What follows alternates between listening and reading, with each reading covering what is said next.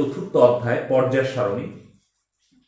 Total কেমিস্ট্রির রসায়নের যতগুলো অধ্যায় রয়েছে নবম দশম শ্রেণীতে, সবগুলো অধ্যায়ের মধ্যে যে অধ্যায়টি খুবই গুরুত্বপূর্ণ এবং রসায়ন পড়তে গেলে, রসায়ন নিয়ে পড়াশোনা করতে গেলে যে অধ্যায়ের জিনিসগুলো আমার বেসিক হিসাবে কাজ করবে, সেই অধ্যায়টি হচ্ছে পর্যায় সারণী। পর্যায় সারণী সম্পর্কে পরিপক্ক ধারণা থাকলে তোমার রসায়নের অর্ধেক জ্ঞান আহরণ হয়ে গেল। এই জন্য পর্যায় সারণী সম্পর্কে আমরা ভালো ধারণা নেওয়ার চেষ্টা করব। আমি গত যে ক্লাসটি নিয়েছিলাম, তোমরা যদি সেই ক্লাসটি না দেখে থাকো তাহলে দেখবে যে ওখানে আমরা পর্যায় সারণীর ইতিহাস বা পটভূমি সম্পর্কে কিছু আলোচনা করেছিলাম।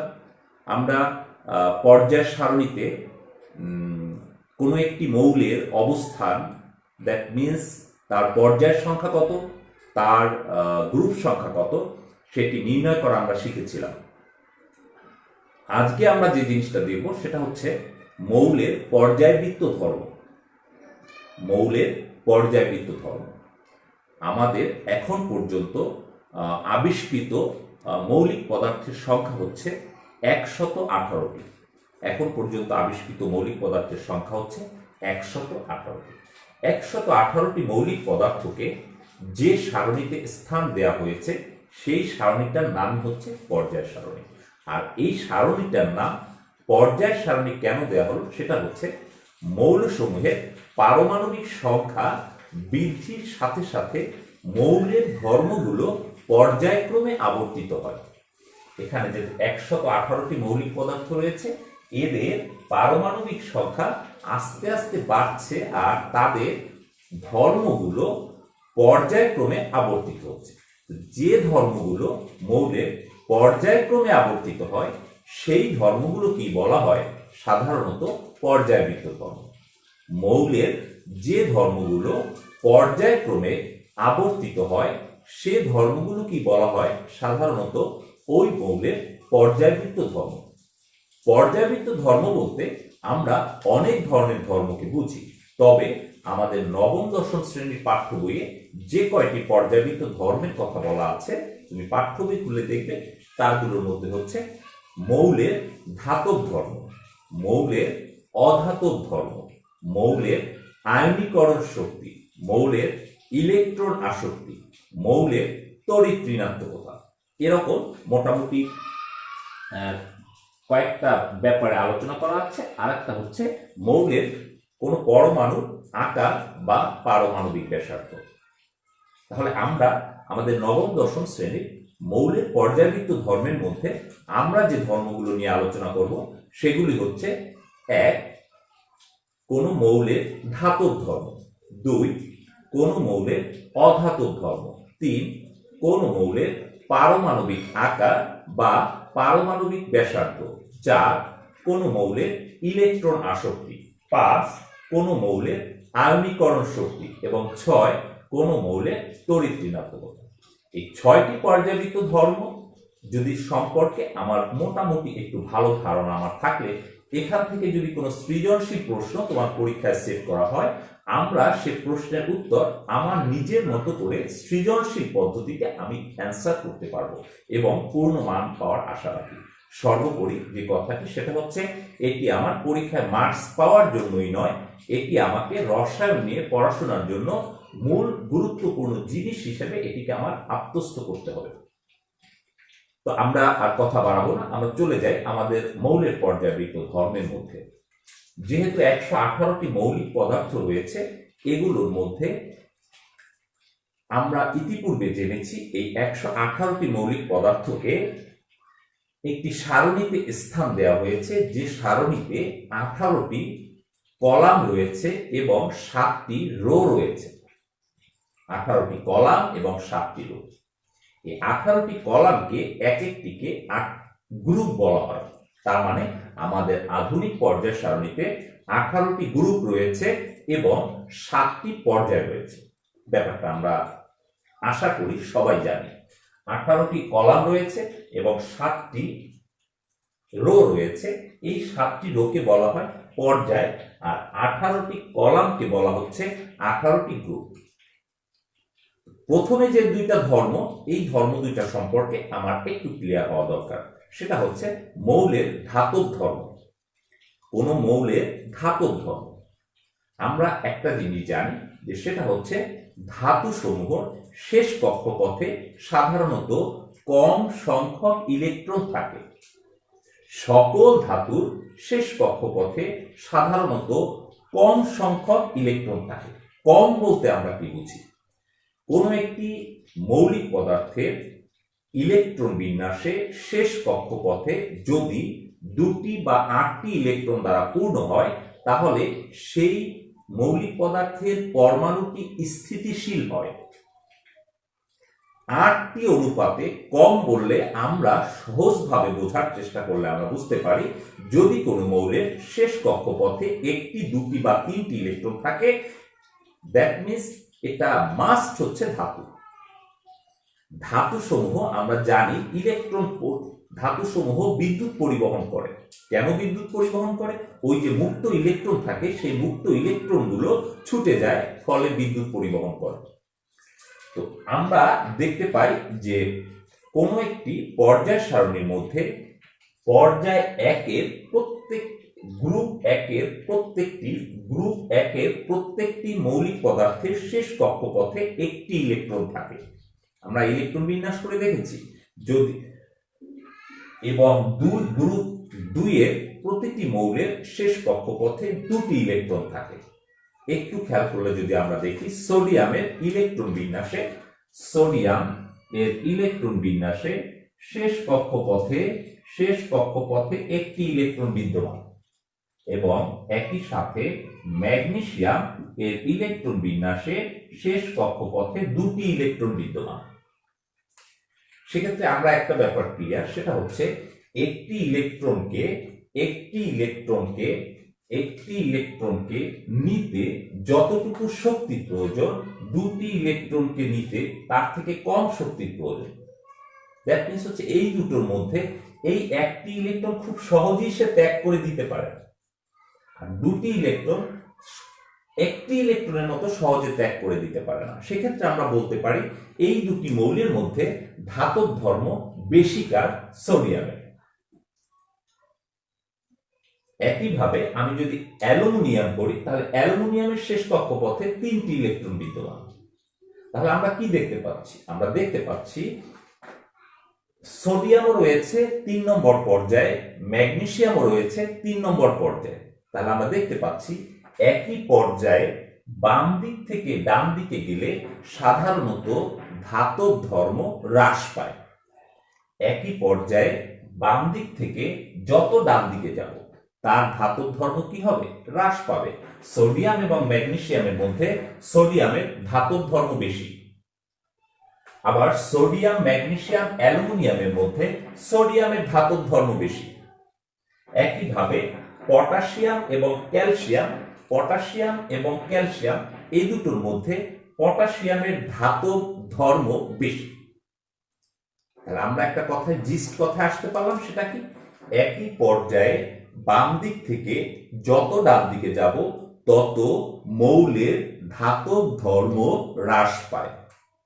আশা করি বুঝতে পেরেছ, পাঠ্য বইয়ে সুন্দর করে দেওয়া আছে, ওটুকু দেখলে আর একটু ক্লিয়ার হবে। এরপরে যে জিনিসটা, সেটা হচ্ছে অধাতব ধর্ম।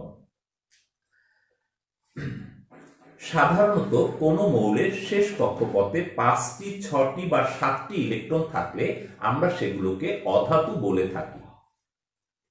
অধাতু। তো আমরা যদি দেখি যে দুটো অধাতুকে নিলাম, একটা হচ্ছে সালফার আর একটা হচ্ছে ক্লোরিন। সালফার রয়েছে 16 নম্বর গ্রুপে 3 নম্বর পর্যায়ে, এবং ক্লোরিন রয়েছে 17 নম্বর গ্রুপে 3 নম্বর পর্যায়ে। সালফার এবং ক্লোরিনের ইলেকট্রন বিন্যাস যদি আমরা দেখি, তাহলে আমরা কি দেখতে পাচ্ছি? খেয়াল করি,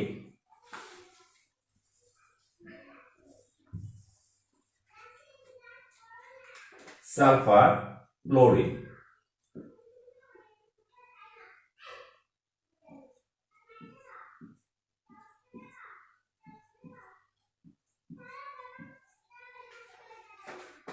সালফারের ইলেকট্রন হচ্ছে 16টি, দ্যাট মিন্স শেষ কক্ষপথে 6টি ইলেকট্রন রয়েছে, শেষ কক্ষপথে 6টি ইলেকট্রন রয়েছে। ক্লোরিনের ইলেকট্রন সংখ্যা হচ্ছে 17টি, শেষ কক্ষপথে 7টি ইলেকট্রন রয়েছে। তার অষ্টক আগে পূর্ণ হবে। ক্লোরিনের একটি পরমাণু হলেই সে তার অষ্টক পূর্ণ করতে পারে, সালফারের 2টি পরমাণু দরকার তার অষ্টক পুরো করতে। সেক্ষেত্রে আমরা বলতে পারি এই দুটোর মধ্যে কে তাড়াতাড়ি তার অষ্টক পূর্ণ করতে পারে, স্থিতিশীল হতে পারে। ক্লোরিন যেহেতু আগে স্থিতিশীল হতে পারে, এজন্য ক্লোরিনের অধাতব ধর্ম বেশি।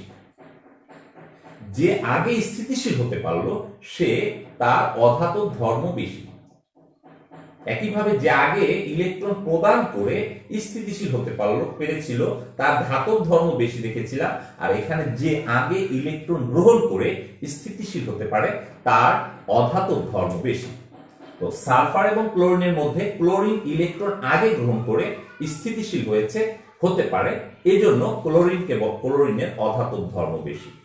সালফার এবং ক্লোরিন যেহেতু 3 নম্বর পর্যায়ে রয়েছে, সেক্ষেত্রে আমরা বলতে পারি একই পর্যায়ে বাম দিক থেকে ডান দিকে গেলে মৌলের অধাতব ধর্ম বৃদ্ধি পায়। একই পর্যায়ে সালফারের চেয়ে ক্লোরিনের অধাতব ধর্ম বেশি, একই পর্যায়ে বাম দিক থেকে ডান দিকে গেলে মৌলের অধাতব ধর্ম বৃদ্ধি পায়। তাহলে দুটো কনক্লুশনে আসলাম। একটা হচ্ছে ধাতব ধর্ম। ধাতব ধর্মটা কি? একই পর্যায়ে বাম দিক থেকে ডান দিকে গেলে ধাতব ধর্ম হ্রাস পায়, এবং একই পর্যায়ে বাম দিক থেকে ডান দিকে গেলে অধাতব ধর্ম বৃদ্ধি পায়। ব্যাপারটা যদি তুমি পাঠ্য বইয়ে একটু দেখো তাহলে তুমি আরো ক্লিয়ার হবে আশা করা যায়। এরপরে আমরা যে জিনিসটি দেখব সেটি অত্যন্ত গুরুত্বপূর্ণ, এবং বাকি সব পর্যায়বৃত্ত ধর্মের ধারণা পেতে হলে এই ধারণাটা আমাদের খুব ভালো করে নিতে হবে। যারা বিজ্ঞান বিভাগে অধ্যয়ন করছো নবম শ্রেণী এবং দশম শ্রেণীতে, তোমাদের এই ব্যাপারটা সম্পর্কে পরিপক্ক ধারণা থাকা খুবই প্রয়োজন বলে আমি মনে করছি। এরপরে যে জিনিসটা যাব সেটা হচ্ছে পারমাণবিক আকার বা পারমাণবিক ব্যাসার্ধ।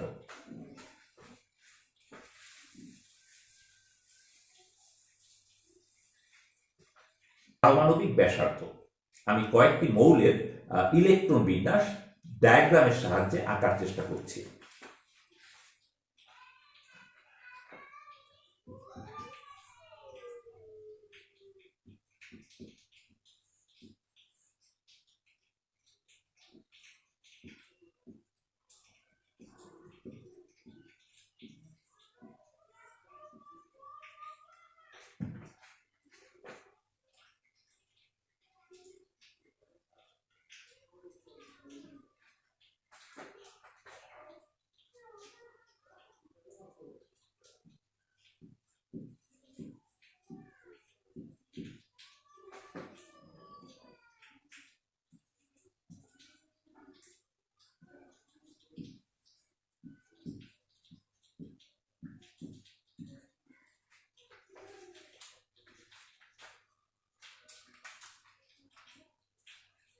আমি তোমাদের জন্য পাঁচটা মৌলের পাঁচটা ডায়াগ্রাম এঁকেছি, ইলেকট্রন বিন্যাসের শর্ট করে এঁকেছি। একটু খেয়াল করে দেখার চেষ্টা করবে।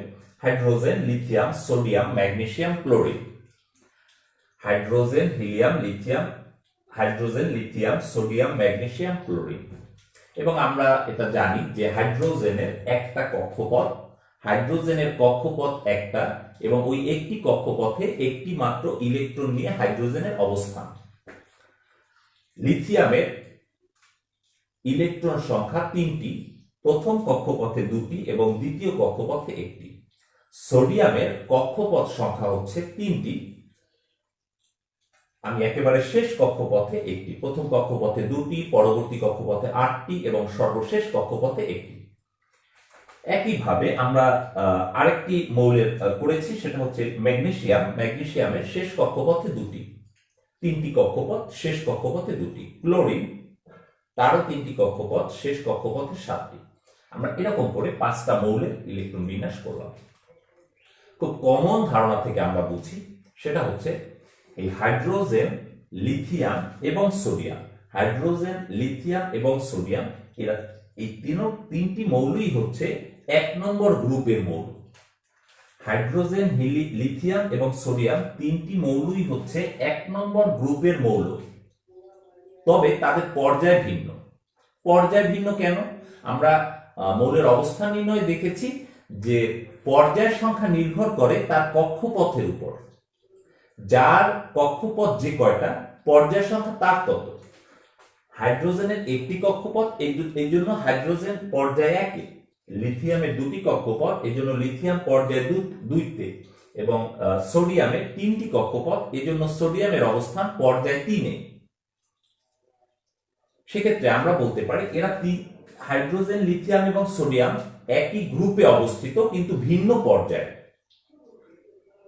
সামগ্রিকভাবে দেখলে মনে হয় যার কক্ষপথ সংখ্যা বেশি তার পারমাণবিক আকার বা পারমাণবিক ব্যাসার্ধ বেশি। তাহলে খুব কমন ধারণা থেকে আমরা বুঝি সেটা হচ্ছে হাইড্রোজেনের পারমাণবিক আকার বেশি না লিথিয়ামের না সোডিয়ামের। আমরা অবশ্যই বুঝি সোডিয়ামের পারমাণবিক আকার বেশি, কারণ হচ্ছে সোডিয়ামের তিনটি কক্ষপথ রয়েছে। তাহলে আমরা যদি আমাদের তুলনা করতে দেয়া হয় দু তিনটি মৌলের মধ্যে, তখন আমরা প্রথমে দেখব তার কক্ষপথ কোনটার বেশি। যে মৌলের কক্ষপথ বেশি, কক্ষপথ সংখ্যা বেশি, সেই মৌলের পারমাণবিক আকার সবচেয়ে বড় হবে।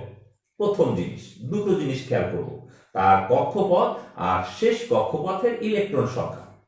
তাহলে আমরা এখান থেকে আমরা বুঝতে পারি যে এই তিনটি মৌলের মধ্যে হাইড্রোজেন, লিথিয়াম এবং সোডিয়াম, এই তিনটি মৌলের মধ্যে পারমাণবিক আকার অথবা পারমাণবিক ব্যাসার্ধ সবচেয়ে বেশ বড় হচ্ছে সোডিয়ামের এবং পারমাণবিক আকার সবচেয়ে ছোট হচ্ছে হাইড্রোজেনের।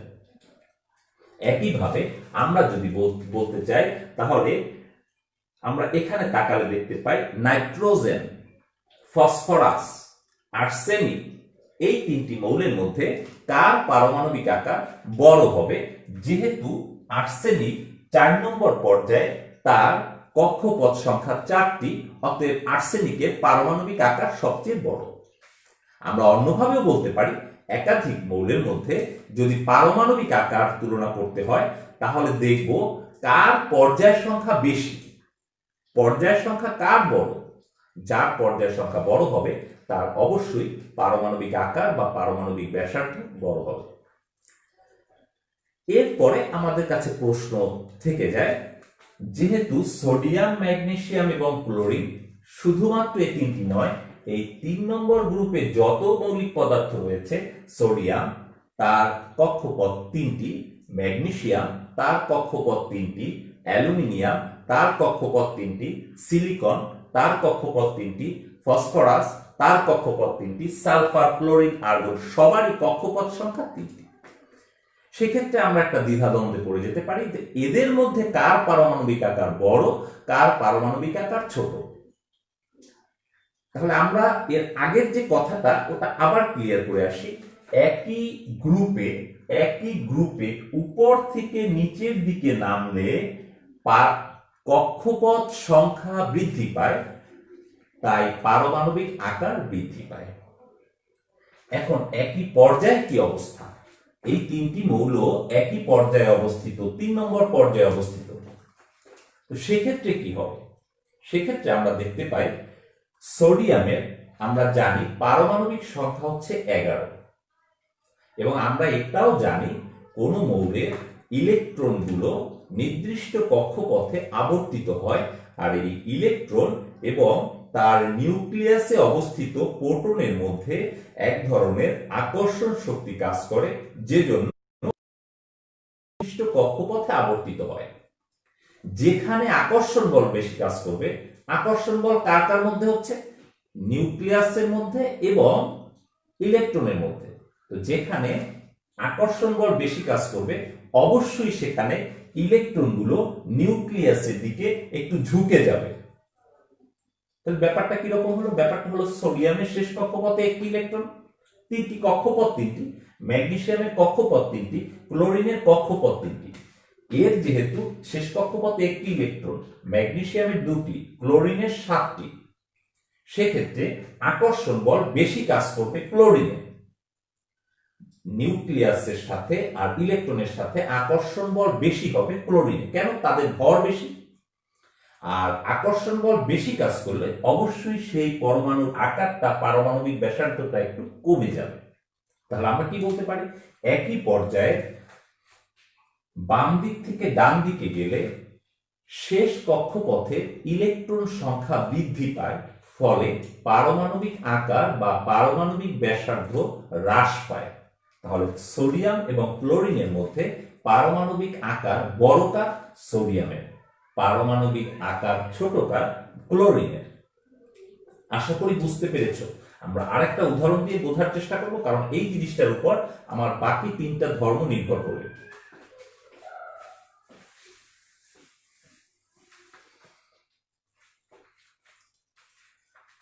আমরা বোর্ডে কয়েকটা মৌলিক পদার্থের নাম লিখছি। এক হচ্ছে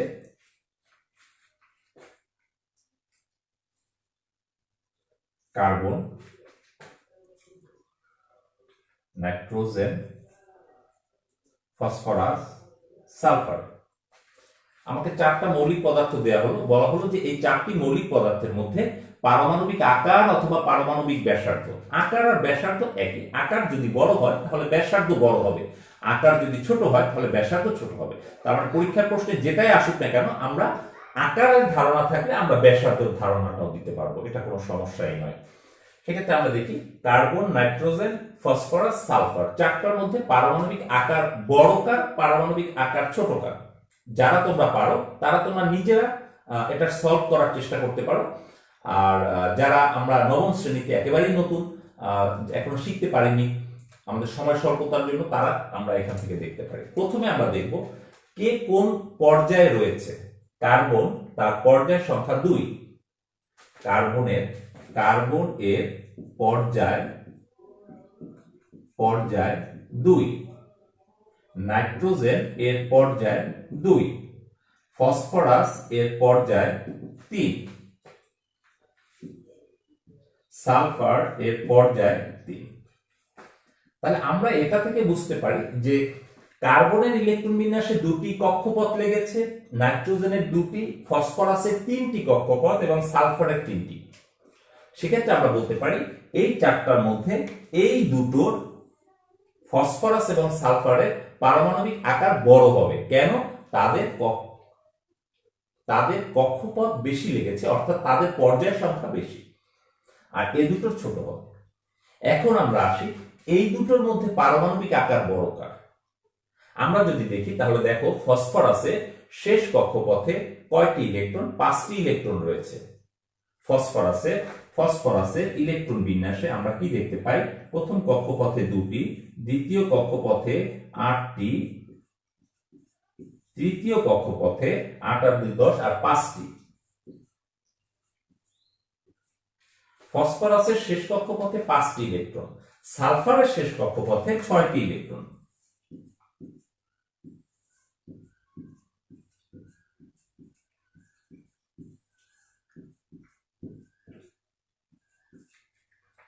তাহলে খেয়াল করো, ফসফরাস আর সালফার ইলেকট্রন সংখ্যা বেশি কার? সালফারের।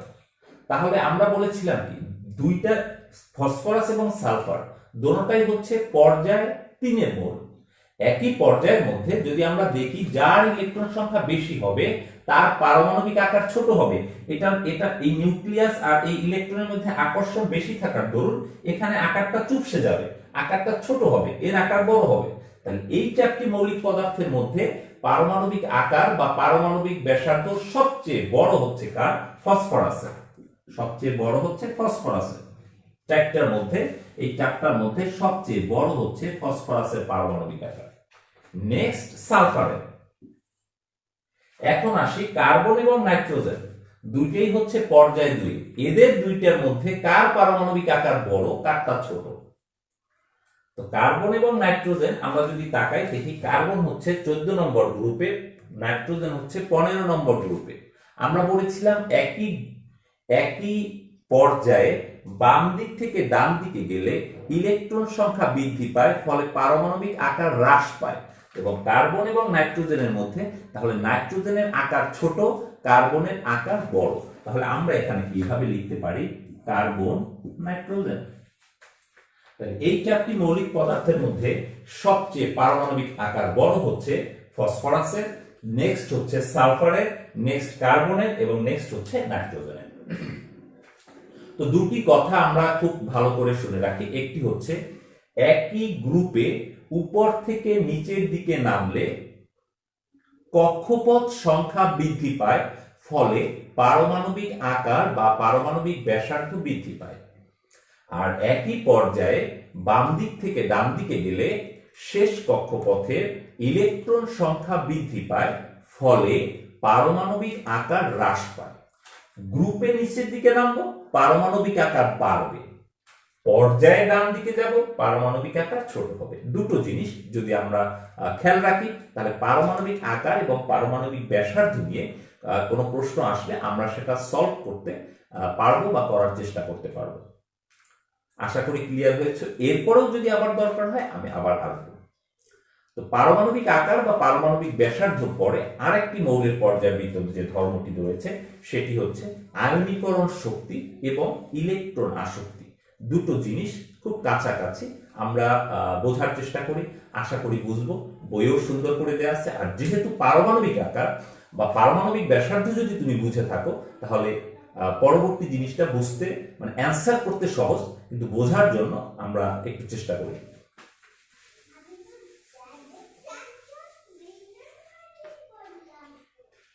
প্রথম যে জিনিসটা সেটা হচ্ছে আয়নীকরণ শক্তি।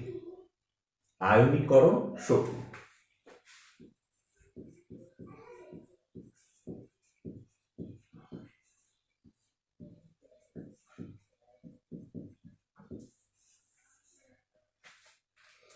আমরা যদিও তোমাদের বইয়ে খুব সুন্দর করে একটা সংজ্ঞা দেয়া আছে, আমরা সেই বইয়ের সংজ্ঞাটা আগে দেখি, তারপর আমি আমার মতো করে বোঝানোর চেষ্টা করি।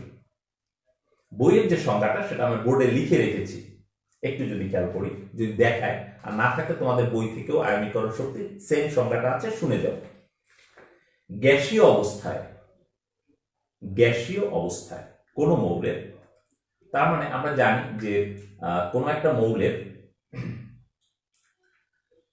মৌল থেকে ইলেকট্রন অপসারণ করতে হলে সাধারণত গ্যাসীয় অবস্থায় হয়। এটা তো গ্যাসীয় অবস্থায় কোন মৌলের 1 মোল গ্যাসীয় পরমাণু থেকে 1 মোল ইলেকট্রন অপসারণ করে 1 মোল ধনাত্মক আয়নে পরিণত করতে যে শক্তির প্রয়োজন হয় তাকে আয়নীকরণ শক্তি বলে। আরেকবার একটু পড়ি, তারপর ক্লিয়ার না হলে আমি আমার মতো করে বোঝানোর চেষ্টা করব। গ্যাসীয় অবস্থায় কোন মৌলের 1 মোল পরমাণু থেকে একটি ইলেকট্রন 1 মোল পরমাণু থেকে 1 মোল ইলেকট্রন অপসারণ করে 1 মোল ধনাত্মক আধানে পরিণত করতে যে শক্তির প্রয়োজন হয় তাকে ওই মৌলের আয়নীকরণ শক্তি বলে। দুটো জিনিস আমরা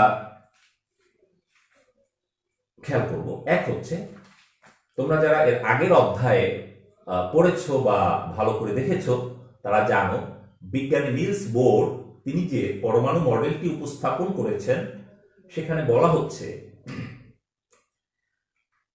বলা হচ্ছে কোন একটি ইলেকট্রন যদি একটি নির্দিষ্ট কক্ষপথ থেকে উপরের কক্ষপথে যায় সেক্ষেত্রে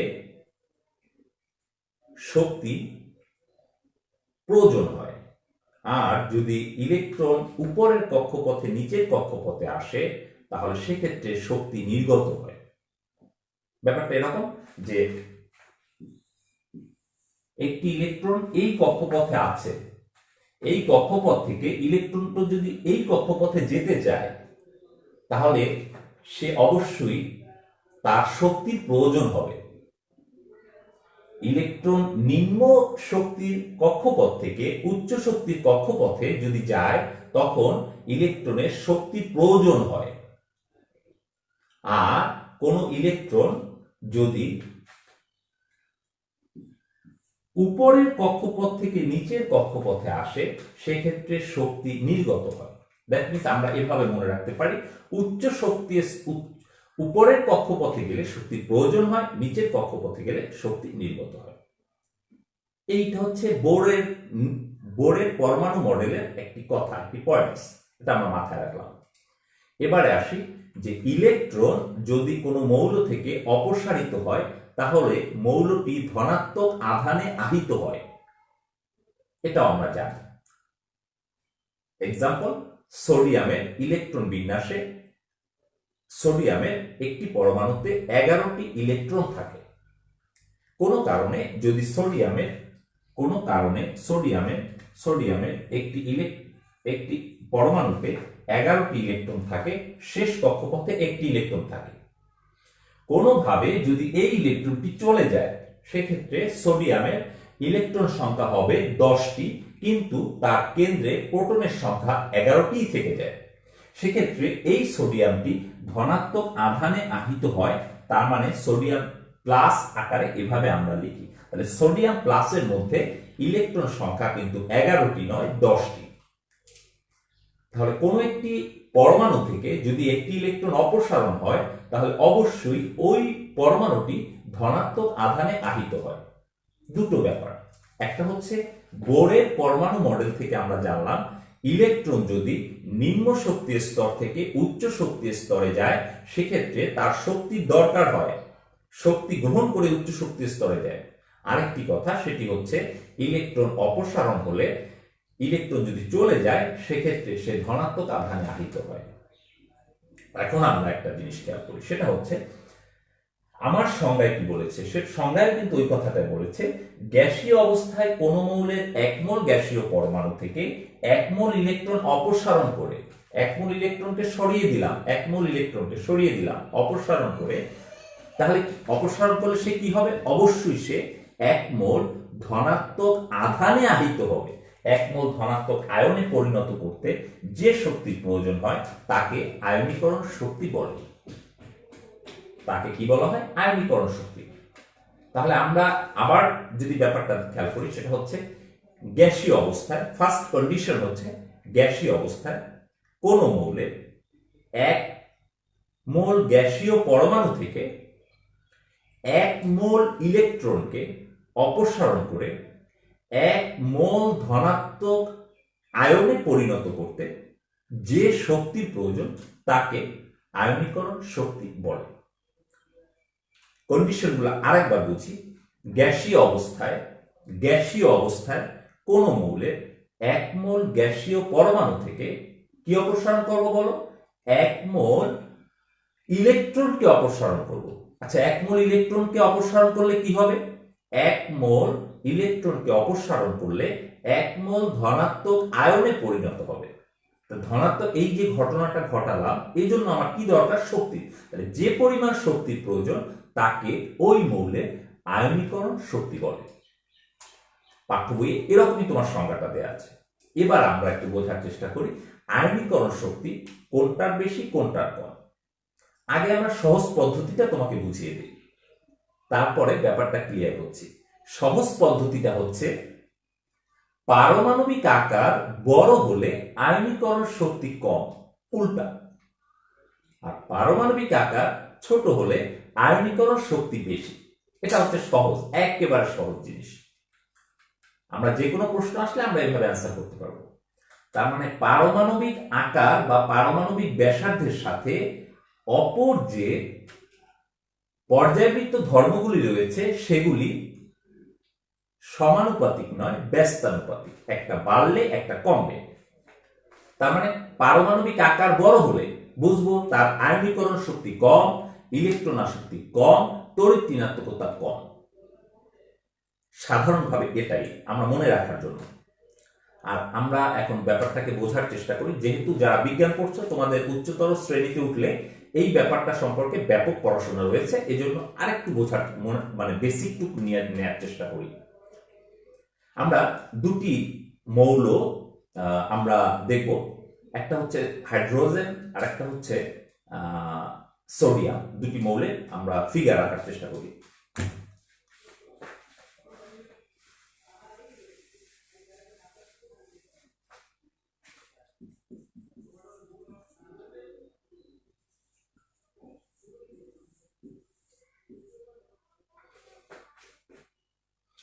খেয়াল করো, হাইড্রোজেনের একটি কক্ষপথ এবং সোডিয়ামের 3টি কক্ষপথ। হাইড্রোজেনের একটি কক্ষপথ, সোডিয়ামের 3টি কক্ষপথ।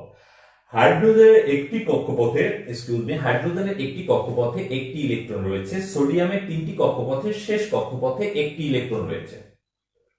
এখন আমি চাচ্ছি এই হাইড্রোজেনের ইলেকট্রনকেও অপসারণ করব, সোডিয়ামের ইলেকট্রনকেও অপসারণ করব। তো আমরা কোন মৌলের আয়নীকরণ শক্তি বেশি? একটু আগে আমরা বলেছি সেটা হচ্ছে যে যার পারমাণবিক আকার বড় তার আয়নীকরণ শক্তি কম, যার পারমাণবিক আকার ছোট তার আয়নীকরণ শক্তি বেশি, এবং এটা ব্যস্তানুপাত। তো সেক্ষেত্রে আমরা বলতে পারি হাইড্রোজেনের আয়নীকরণ শক্তি বেশি, সোডিয়ামের আয়নীকরণ শক্তি কম। তো ব্যাপারটাকে আমরা ওভাবে মনে রাখলাম। আসল ঘটনাটাকে একটু দেখার চেষ্টা করি। সোডিয়ামের 3টি কক্ষপথ রয়েছে, কথাটার মধ্যে একটু ভুল আছে। সোডিয়ামের 3টি কক্ষপথে ইলেকট্রন আছে, কক্ষপথ তার আরো থাকতে পারে। 3টি কক্ষপথে ইলেকট্রন আছে। হাইড্রোজেনের একটি কক্ষপথ রয়েছে এরকম ঠিক না, হাইড্রোজেনের একটি কক্ষপথে একটি ইলেকট্রন রয়েছে। তার মানে কক্ষপথ আরো আছে। আমি কয়েকটি কক্ষপথ আঁকার চেষ্টা করছি।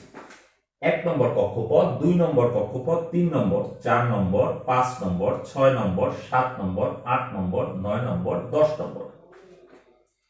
তাহলে 10টি কক্ষপথ আঁকা হচ্ছে। এটা হচ্ছে 1, এটা 2, এটা 3, 4, 5, 6, 7, 8, 9, 10। 10টি কক্ষপথ আঁকলাম সোডিয়ামের। একইভাবে আমি হাইড্রোজেনের 10টি কক্ষপথ আঁকবো। 1 নম্বর কক্ষপথ, 2, 3, 4, 5, 6, 7, 8, 9, 10। 10টি কক্ষপথ। এটা 10 নম্বর কক্ষপথ। তো আমি এই সোডিয়ামের এই ইলেকট্রনটিকে আমি 10 নম্বর কক্ষপথে নিতে চাচ্ছি। সোডিয়ামের ইলেকট্রনটিকে আমি 10 নম্বর কক্ষপথে নিয়ে যাব, আর হাইড্রোজেনের এই ইলেকট্রনটাকেও আমি 10 নম্বর কক্ষপথে নিয়ে যাব। আমরা জানি যে বোরের পরমাণু মডেল থেকে ইলেকট্রন যদি নিম্ন শক্তির স্তর থেকে উচ্চ শক্তির স্তরে যায় তাহলে তার শক্তির প্রয়োজন হয়। আচ্ছা দেখি কোন ইলেকট্রনটির বেশি কক্ষপথ অতিক্রম করতে হয়েছে। সোডিয়ামের ইলেকট্রনটির কটি কক্ষপথ অতিক্রম করতে হয়েছে? 1, 2, 3, 4, 5, 6, 7। সোডিয়ামের ইলেকট্রনটি 7টি কক্ষপথ অতিক্রম করে 10 নম্বর কক্ষপথে গিয়েছে, এবং হাইড্রোজেনের ইলেকট্রনটি 9টি কক্ষপথ অতিক্রম করে 10 নম্বর কক্ষপথে গিয়েছে। তাহলে কার শক্তির বেশি প্রয়োজন হলো? যেহেতু কক্ষপথ বেশি অতিক্রম করেছে হাইড্রোজেনের ইলেকট্রনটি, সেহেতু হাইড্রোজেনের ইলেকট্রনটি 10 নম্বর কক্ষপথে যেতে বেশি শক্তির প্রয়োজন হয়েছে। অতএব হাইড্রোজেনের আয়নীকরণ শক্তি বেশি, সোডিয়ামের আয়নীকরণ শক্তি কম। আশা করি ব্যাপারটা বুঝেছো। প্রয়োজনে আবার ব্যাকে গিয়ে আমার ভিডিও পজ দিয়ে এটা বোঝার চেষ্টা করবে। এটা হচ্ছে মূল জিস্ট কথা। আর আমরা মনে রাখবো কিভাবে? পারমাণবিক আকার ছোট হলে আয়নীকরণ শক্তি বেশি, পারমাণবিক আকার বড় হলে আয়নীকরণ শক্তি কম। আয়নীকরণ শক্তি সম্পর্কে আমরা ধারণা পেলাম। এরপরে আমাদের একটা জিনিস, সেটা হচ্ছে ইলেকট্রন আসক্তি। এর উল্টাটা আমরা আয়নীকরণ শক্তিতে কি দেখেছি?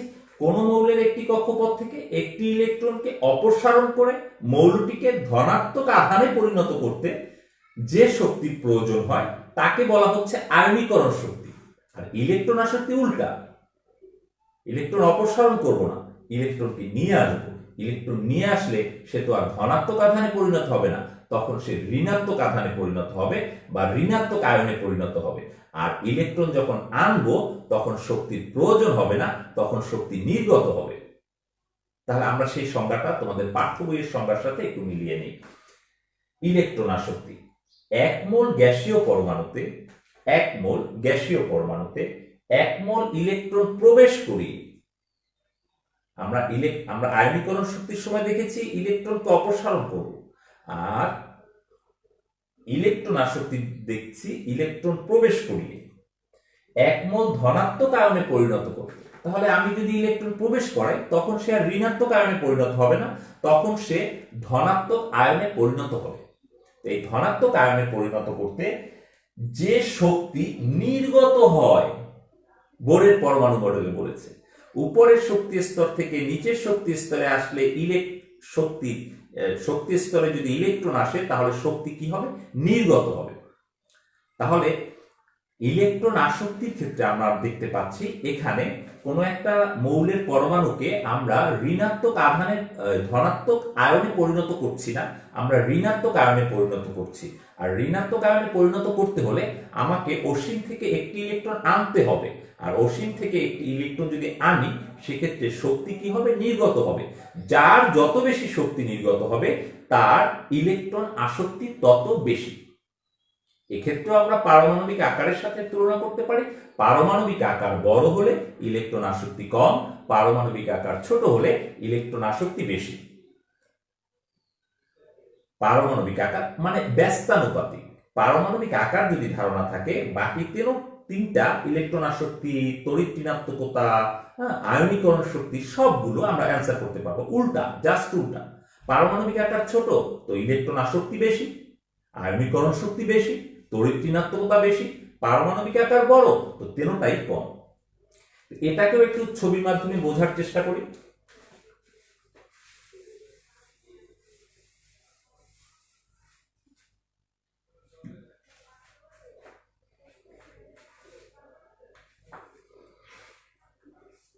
আমরা ফ্লোরিন এবং ক্লোরিন এই দুটি মৌলিক পদার্থের মধ্যে আমরা দেখতে পারি ফ্লোরিন এবং ক্লোরিন, অথবা আমরা দেখতে পারি ফসফরাস এবং সালফার। ফসফরাস এবং সালফার।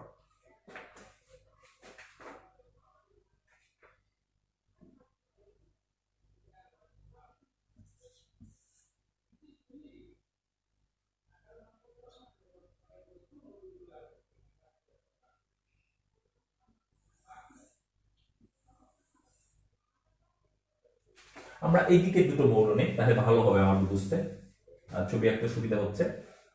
আমরা নিলাম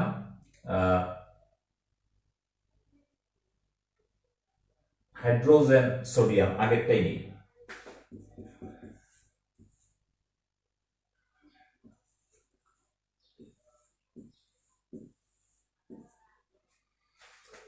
তা আমরা বলেছি যে হাইড্রোজেনের একটি কক্ষপথ রয়েছে, কথাটি আমার একটু ভুল আছে। হাইড্রোজেনের কক্ষপথ অনেক রয়েছে, তবে একটি কক্ষপথে একটি ইলেকট্রন রয়েছে।